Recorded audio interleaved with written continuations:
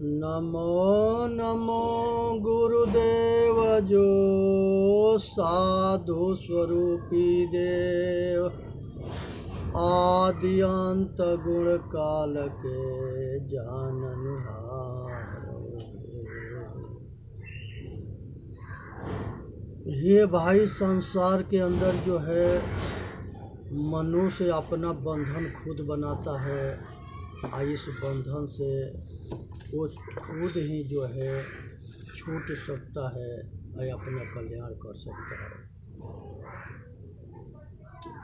इसलिए आज ज़रूरत है कि वो जो है अपना कल्याण के लिए तैयार हो जाए।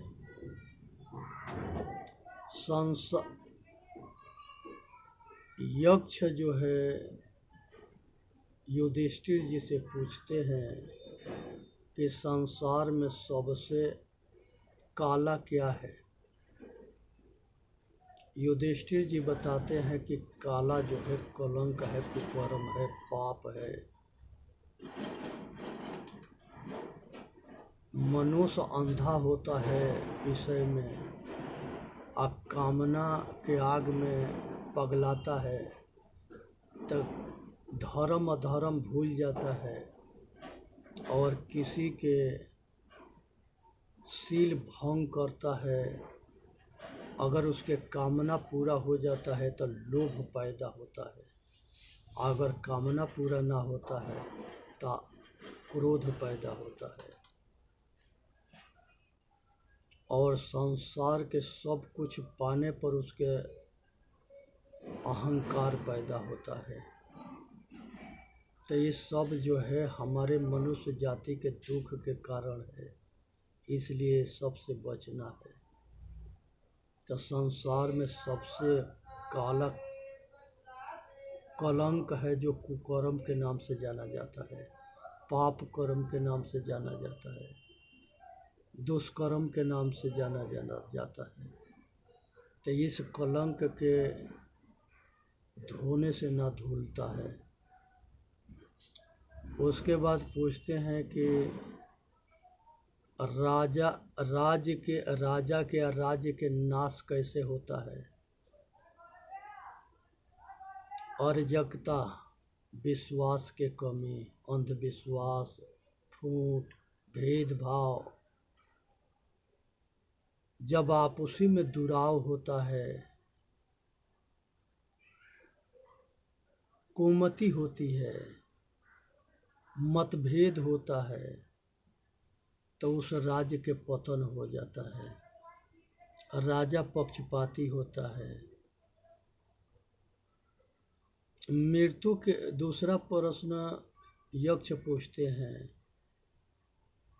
कि मृत्यु के बाद मनुष्य के मित्र कौन है। तो युधिष्ठिर कहते हैं कि दान। संसार में अगर हम कुछ भी दान देंगे तो वो सुरक्षित रहेगा और उसी से हमारा पुण्य कर्म के प्रताप से हमारा अगला जन्म जो है सुखमय होगा। तो मृत्यु के बाद वो मित्र होता है दान, सहायता करता है। पूछते हैं कि यश क्या है। किसी आदमी के भलाई कर देना, सेवा कर देना, सहायता कर देना, ये सब यश के नाम से जाना जाता है। तुलसी बाबा रामायण में कहते हैं, का नहीं तिरिया कर सके, का नहीं सिंधु समाय, का नहीं पावक जल सके, का नहीं काल खाए। ये प्रश्न है। का नहीं औरत कर सकती है। संसार में कौन काम है जो औरत ना कर सके।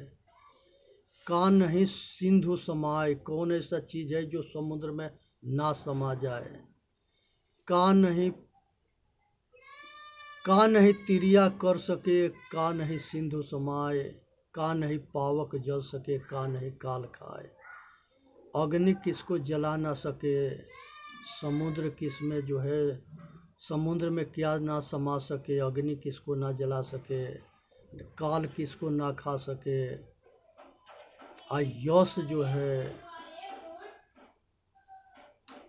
ये संसार के अंदर जो है औरत क्या नहीं कर सकती है, आग क्या नहीं जला सकता है, समुद्र में क्या नहीं समा सकता है, काल क्या नहीं खा सकता है।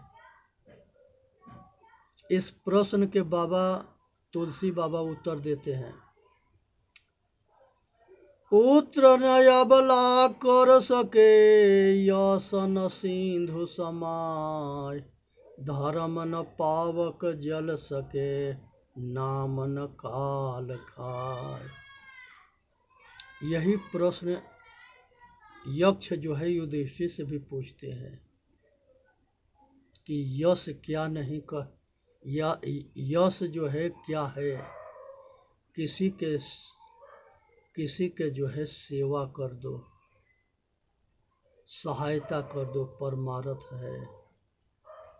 बिना पुरुष के नारी पुत्र पैदा नहीं कर सकती, और ये यश जो है समुद्र में नहीं समा सकता।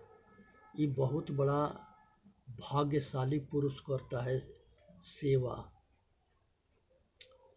धर्म को अग्नि नहीं जला सकती, और नाम के काल नहीं खा सकता। तो ये चीज को समझना है। धर्म का मुख्य स्थान क्या है? धर्म के मुख्य स्थान जो है सतगुण के धारण करना है।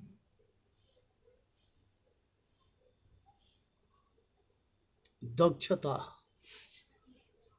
सतगुण में संपन्न हो, दक्ष हो, होशियार हो, बुद्धिजीवी हो, आचरणशील हो, रहने गहने संपन्न हो, विवेकशील हो। ये धर्म के मुख्य स्थान है। सुख के मुख्य स्थान क्या है? शील। सतगुरु कबीर साहब कहते हैं, शीलवंत सबसे बड़ा, सब रत्नों के खान, तीन लोक के संपदा रही शील में आन। शीलवंत बहुत बड़ा होता है, जिसको विनम्रता कहते हैं, शीतल कहते हैं। ये जो है सभी सुख के खान है। शीलवान होना तो इसलिए विचार करने की विषय है। मनुष्य सबसे प्रिय कौन है? मनुष्य के सबसे प्रिय कौन है? मनुष्य के सबसे प्रिय जो है भोग है, भोग के रोग है। सभी भोगी में, पत्नी में, पुत्र में, परिवार में, रिश्तेदार में, धन बल विद्या में, भोग में अटके भटके हैं, उसी में सुख मान रहे हैं। लेकिन वो सुख जो है दुख के कारण है। सच्चा सुख जो है परम शांति में है, सब कुछ के त्याग में है। कामना के त्याग, वासना के त्याग, राग द्वेष के त्याग, ये सब के त्याग में सुख है। संन्यास में सुख है, वैराग में सुख है, विवेकशीलता में सुख है, ज्ञानी होना, सब में अपने दुख सुख के जैसे दूसरे के दुख सुख को समझना, ये व्यवहार में सुख है। संसार में सुखी कौन है? जो किसी के ऋणी ना है, किसी के कर्जदार ना है, किसी के अधीन ना है, जब माता भगवान राम के सते महाराज जनक के पत्नी जो है विदा कर रही थी, तो अपने पुत्री माता सीता से कह रही थी, पराधीन सुख सपन नाही। हे बेटी, माता कह रही है बेटी से कि दूसरे के अधीन हो जाना कभी सपना में भी सुख ना होता है, और पति परमेश्वर होते हैं। इनकी पतिव्रता धर्म में सुख है। अपने पति के इच्छा के सम्मान करना और उनके सेवा में अपने जीवन लगा देना, पतिव्रता धर्म जो है सबसे बड़ा सुख है, शांति है और कल्याण के मार्ग है। माता सीता जो है बहुत चढ़ाव उतराव जीवन में उनके सामने आया, कहीं वो विचलित ना हुई। चट्टान के जैसे धीरज को धारण करके असहन करती रही। एक महाराज के पुत्री थी, राजकुमारी थी, एक चक्रवर्ती सम्राट के बहू थी, पत्नी थी, फिर भी जो है वो विचलित ना हुई।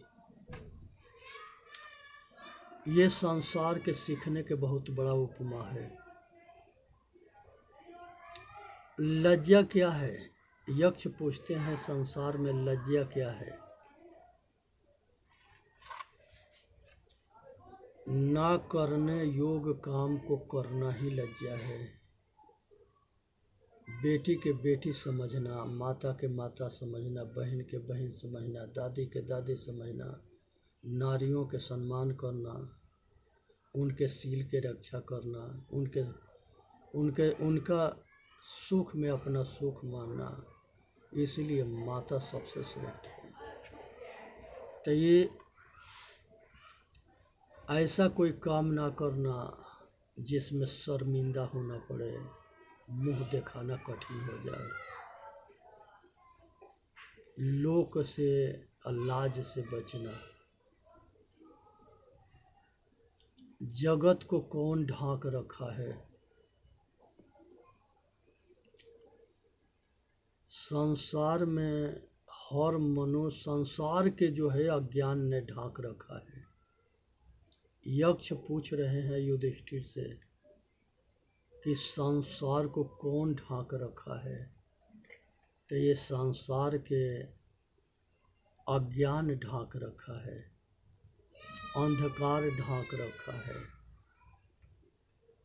मतलब स्वार्थ अंधा बना दिया है।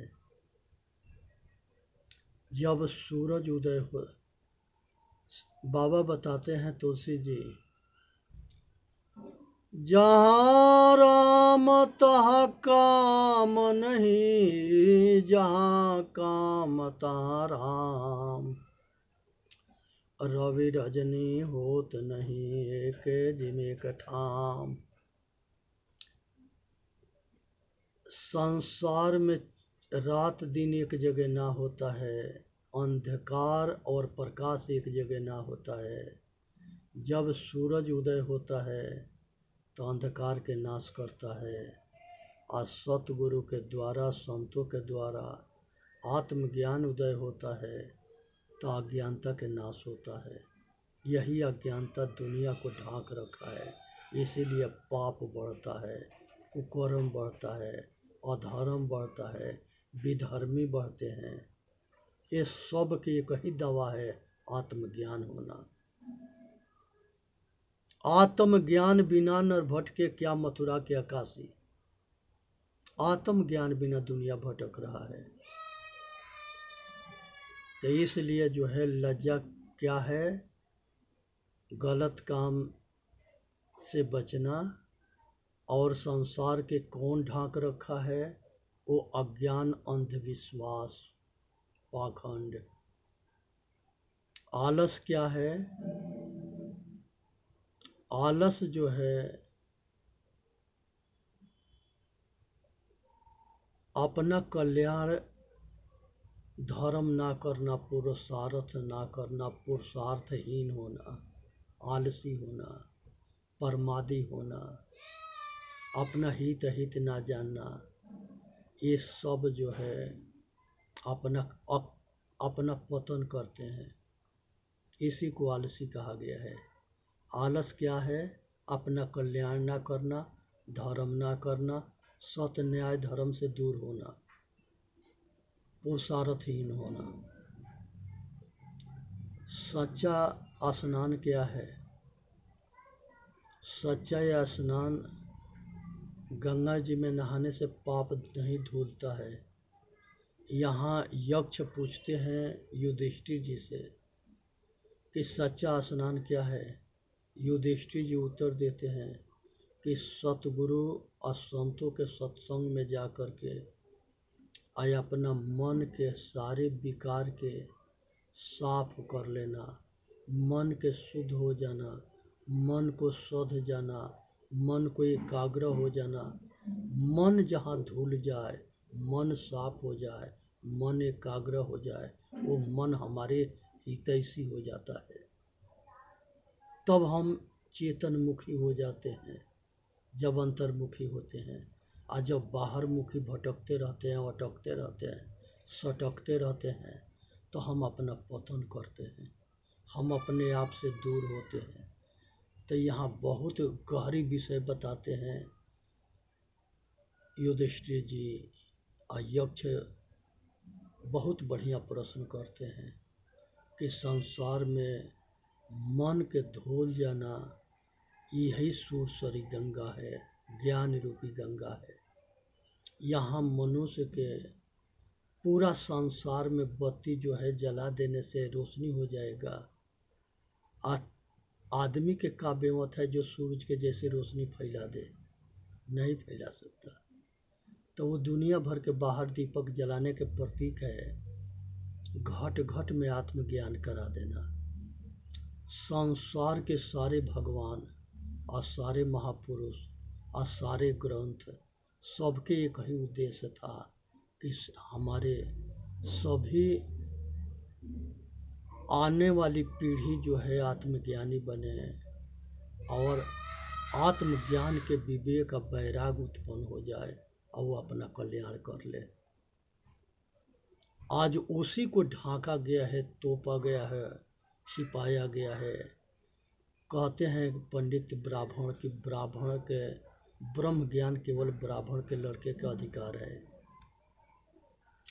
इसीलिए है द्रोणाचार्य जो है कर्ण को विद्या नहीं दिए थे, एकलव्य के विद्या नहीं दिए थे, राजकुमार के सबको लड़ने मरने के विद्या दिए थे। और यही कारण था कि वो सब अपना गुरुए के जान ले लिए, सब उनके जीना हराम कर दिए, मार दिए सब जान से। तो इसलिए जितने विधर्मी हुए, विद्या जो है, विद्या पर सबके अधिकार है। तो इसलिए पक्षपाती ना होना चाहिए, निष्पक्ष होना चाहिए। तो इसलिए जो है सच्चा स्नान है मन पवित्र हो जाना। किसके बस में रखने से शोक नहीं होता, मन के बस में रखने से शोक ना होता है। कितने सुंदर प्रश्न है। युधिष्ठिर जी से यक्ष पूछते हैं कि किसके बस में रखने से शोक नहीं होता। युधिष्ठिर जी जवाब देते हैं कि मन को अपने बस में रखने से शोक नहीं होता, और शोक से जो मुक्त होता है वो सुखी होता है। पूछते हैं कि श्रेष्ठ धर्म क्या है। युधिष्ठिर बताते हैं कि श्रेष्ठ धर्म दया है, अहिंसा है, तन मन वचन अकर्म से अपने दुख के जैसे दूसरे के दुख जान करके किसी के दुख ना देना, ये सबसे श्रेष्ठ जो है, ये सबसे श्रेष्ठ धर्म है। और पूछते हैं कि दया क्या है। दया तन से, मन से, वचन से किसी के दुख न देना, ये दया है। तो अहिंसा क्या है कि तन मन वचन से किसी के दुख न देना और किसी के जान न मारना। तन मन वचन से किसी के दुख देना, जान मारना हिंसा होता है, और तन मन वचन से किसी के दुख न देना अहिंसा होता है। सबसे आश्चर्य क्या है? सबसे आश्चर्य यही है कि आदमी रोज मरते हुए दुनिया को देखता है और अपना मौत को भूला हुआ है, आ मनमुखी होकर के कुकर्म और पाप करता है और होश में ना होता है। मतलब स्वार्थ में अब पागल बना है, अंधा बना है, अपना मौत को भूला है, इसीलिए पाप कर्म करता है। ये सबसे आश्चर्य की बात है। जिसको अपने मौत दिखाई देता है वो पाप ना करता है, वो विधर्मी ना होता है, वो धर्मात्मा होता है, वो अपना कल्याण करता है, दूसरे के कल्याण करता है। इसी में मानव जाति का हित होता है। इसलिए अपने जन्म मरण दुसह दुख होई। जन्म मरण बहुत भयंकर दुख है। ये अनादि काल से संसार के विषय वासना के चक्कर में पड़ के हम मनोमुखी होकर के आज ये दुखी है। अब की पासा न परी फिर 84 जाए। अगर आपकी मनुष्य बनना में अपना कल्याण नहीं करोगे तो फिर 84 में जाओगे। अनेक तरह के पशु होना, अनेक तरह के पक्षी होना, अनेक तरह के कीड़ा मकोड़ा होना। इसलिए चेतन जीव दुख मुक्ति चैनल पर आके अपना कल्याण करो। वीडियो के लाइक भी करो, सब्सक्राइब भी करो, अपना कल्याण भी करो। इसी में मानव जाति के हित है।